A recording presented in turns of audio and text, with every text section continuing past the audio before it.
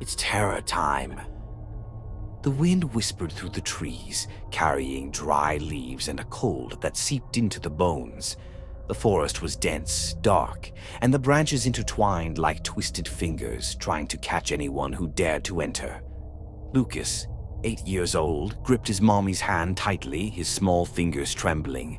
He didn't want to be there. He didn't want to walk through that place that chilled his soul. "Mommy, I don't want to go to the forest," he whispered, his voice broken by fear. His eyes, big and full of tears, searched for hers, but she didn't look at him. She just kept walking, dragging him along with unwavering determination. "You have to come, Lucas," she said, her voice soft but firm. "It's for your own good. It's always for your own good." Lucas didn't understand. He never understood. His mommy was strange, distant, as if she lived in another world. Sometimes, when she thought he wasn't watching, she talked to herself, whispering things he couldn't comprehend. Other times, she would stand still, staring into the void, as if listening to something only she could hear. But this was different. This was worse.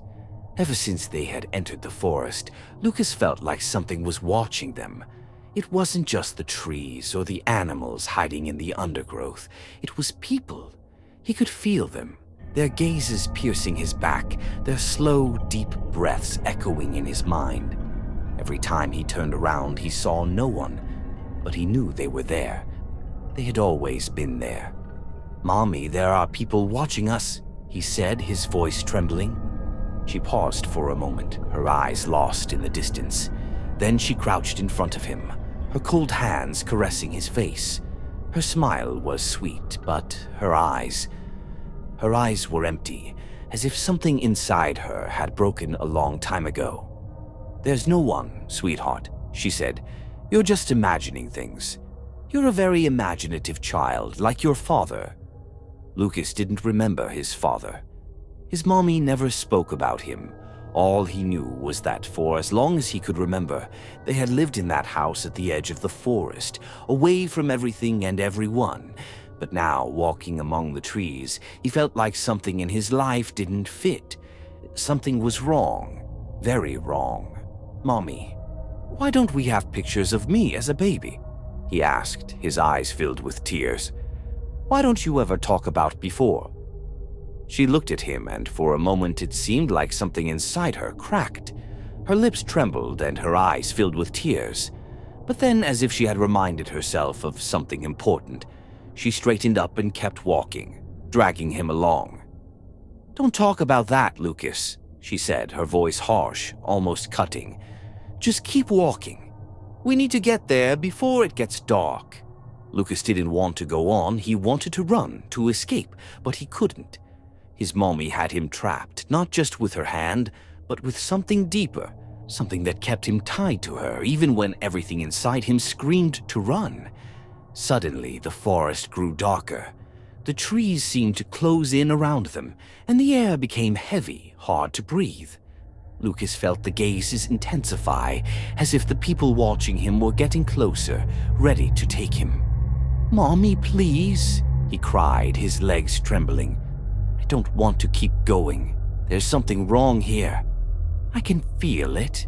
She stopped again, and this time, when she turned to him, her face was different. She was no longer the sweet and distant mommy he knew. Her eyes shone with a strange light, and her smile was too wide, too forced. "Lucas," she said, her voice a whisper that echoed in his mind. "You were never mine.